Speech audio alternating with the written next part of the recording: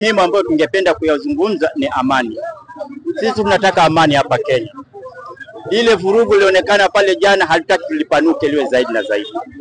Tunataka viongozi wazungumzie amani, walete Wakenya pamoja na waondoe ukabila. Ukabila ndio umechangia fujo Kenya hii.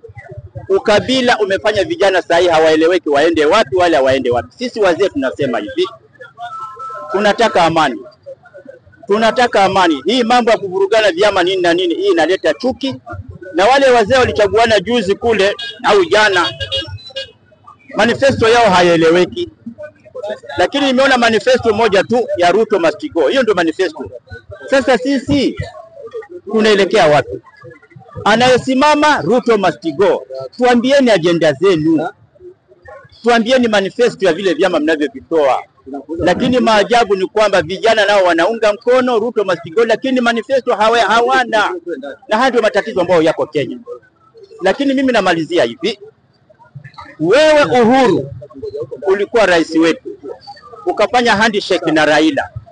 Raila ulimpatia nini wakati ulifanya handshake na Raila? Hukumpatia chochote.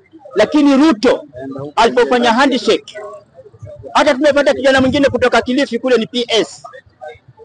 Tumeona pia Joe amepata uongozi pia. Sasa hii ndio tunataka watu waletwe pamoja. Lakini Uhuru wewe kumpatia Raila chochote kile, na tena mnatengeza vyama vyenu vya ukabila. Hatutaki ukabila hapa Kenya. Vijana hawataki ukabila, wanataka muongozo.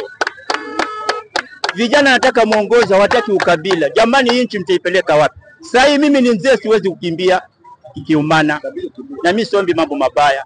Lakini niko na wajukuu pale nyumbani. Sasa mkianza kuongea ukabila, sijui nani must go, sijui nani must go. This is the way things get broken. We want peace. Tunataka peace.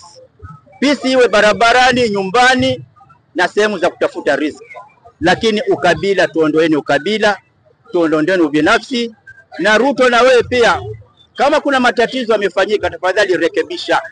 Lakini umerekebisha ndio maana umechukua ODM ambao iko countrywide.